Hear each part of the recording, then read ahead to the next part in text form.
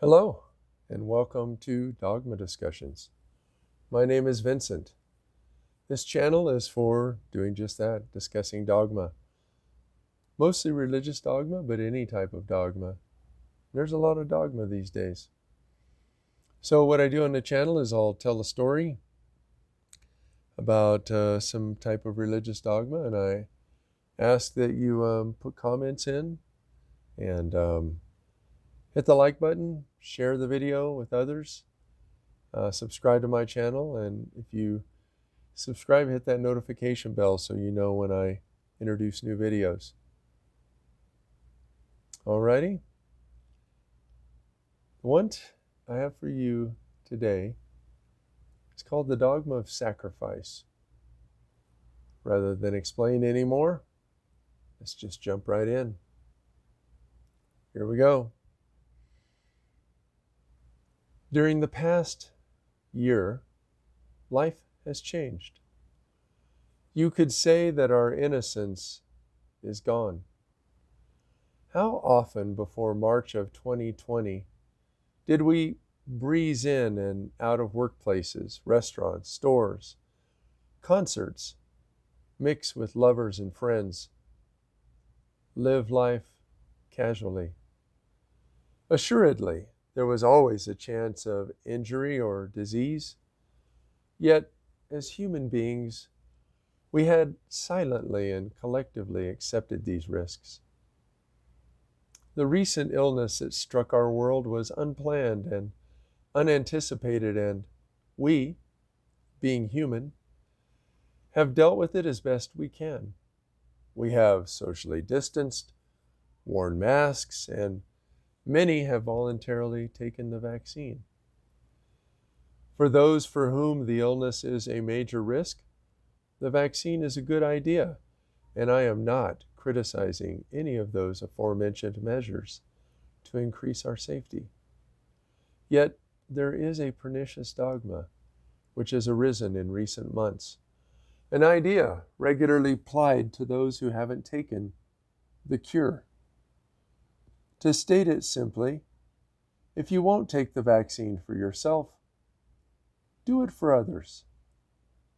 When I hear this plea, considering Christianity's considerable influence on our country, I think about the idea of sacrifice, which permeates the New Testament. Although I cannot prove an underlying biblical structure to the current message, the correlation is interesting, to say the least. Problem: this dogma of sacrifice manipulates for compliance and shames and sometimes rejects the recalcitrant. My body, my choice is an oft-quoted phrase of the pro-choice movement, meaning that your rights end where my body begins. Fair enough. Oh God, you state with exasperation, not another anti-vaxxer. Not in the least. I'm happy to say that I've been vaccinated for many major diseases, including measles, mumps, rubella, polio, Hep A and B, typhoid, and even smallpox. Yet, this cure seems different. And let me be clear, I am not a scientist, nor am I recommending that anyone reject the vaccine.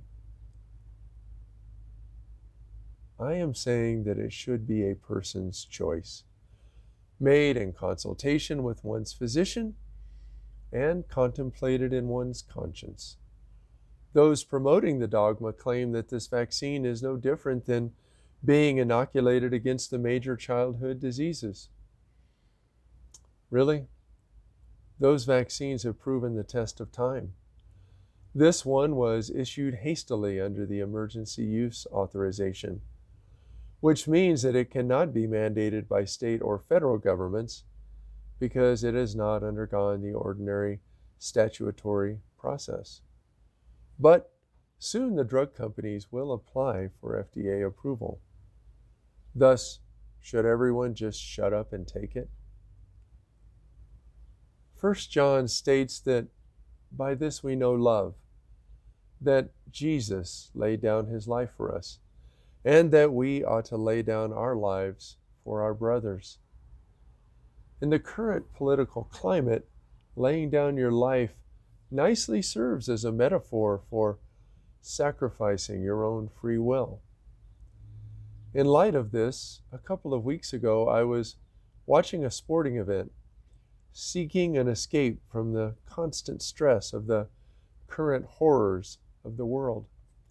Yet it seemed that every commercial break featured a public service announcement about taking the vaccine in order to keep everyone safe.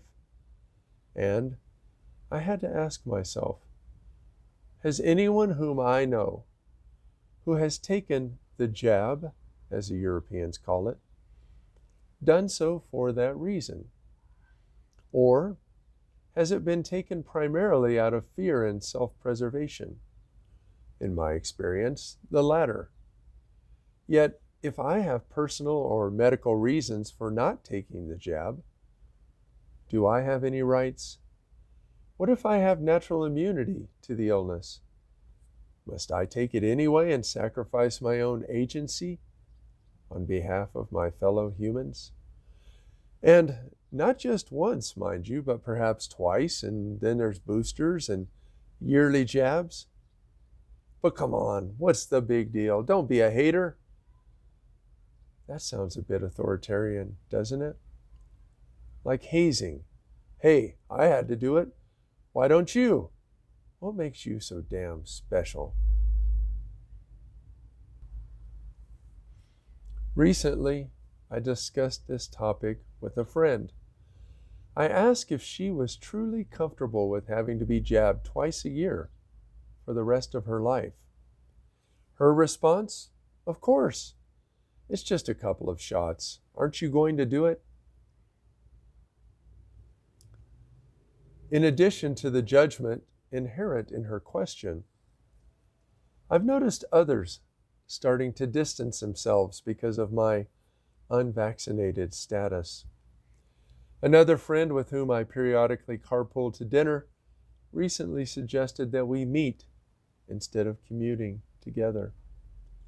Still another, who has begun again to hold movie nights for his friends, stopped inviting me once I said that I hadn't taken the jab.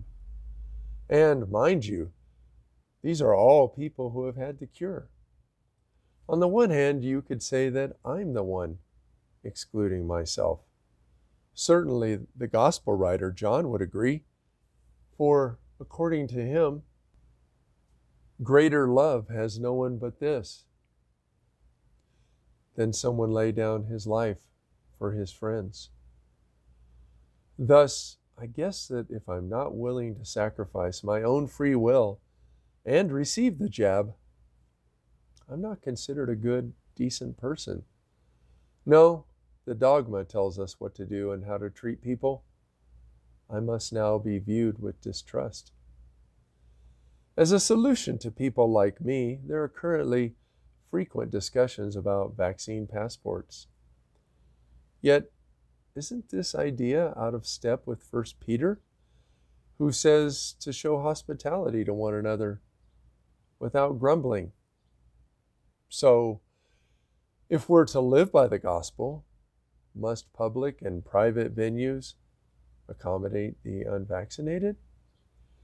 Religious organizations have been doing just that. Even I, who regularly criticize religious dogma, agree with the Supreme Court that church services should not be limited. Let people take their own risks. If they attend church and risk becoming ill, isn't that their choice? What about sporting events, restaurants, airplanes, jobs, and schools? Should these be limited to only the vaccinated? Is that demonstrating hospitality to one another? Well, the great thing about dogma is that it can be twisted to meet any need.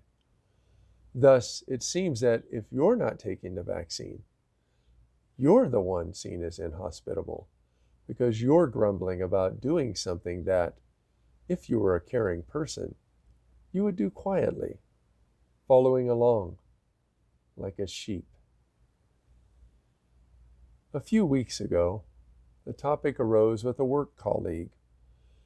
I was surprised by the confrontation, since the meeting was safely on the web and about an unrelated topic.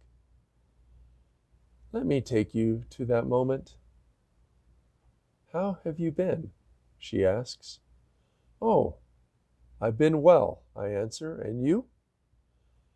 Like most people, I consider these to be empty salutations, presuming that neither of us is truly interested in the other's life. "I'm doing well too," she says excitedly, "especially since I've had my second dose of the vaccine." "Good," I respond, expressing support, and, desiring to change the subject, I add, "Yeah, crazy times. But anyway, on to—" "Haven't you taken it yet?" she interrupts. "No." I attempt to be diplomatic. "I'm waiting for the most vulnerable to have access to it. I know people in their 70s for whom it still hasn't been available." "No worries," she replies. "You can register with the government and be put in the queue. There really is no reason to wait." Desiring to deflect this conversation, I assent. "Okay, I'll check into it." "Yeah," she presses. "You should do it for yourself and everyone's safety. It's selfish not to." Wow, I think. Praise the Lord and pass the syringe. Yet again, I seek to pivot to the reason for our meeting. "Sure, I get it, but can we—" Again, she pushes.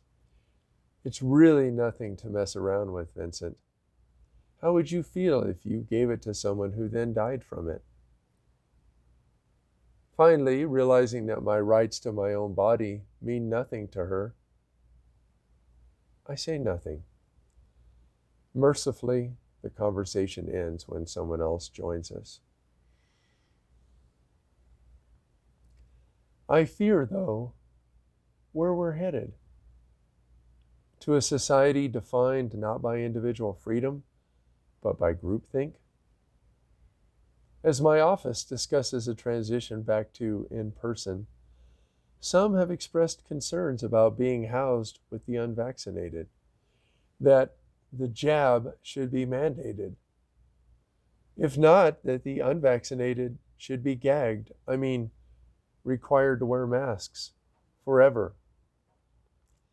And how would a person's vaccination status be known? By showing your papers. Wait, in America? In a free country which prides itself on individualism and self-determination? The implications of this are disturbing and far-reaching. What if restaurants only allow you in with a vaccine passport? Or universities? Or stores? What if employers require you to show your papers? Or dating sites? And if you don't, will you be banned or fired or marked in some way? Like having to wear a scarlet letter so that people know to avoid you? Will you, henceforth, be identified as an uncaring spreader of disease, a threat to all mankind? Yet, if you're one of the blessed, the vaccinated, I have something for you to ponder. How does a tiered society feel to you? If the answer is fine, is that because you're currently in the favored group?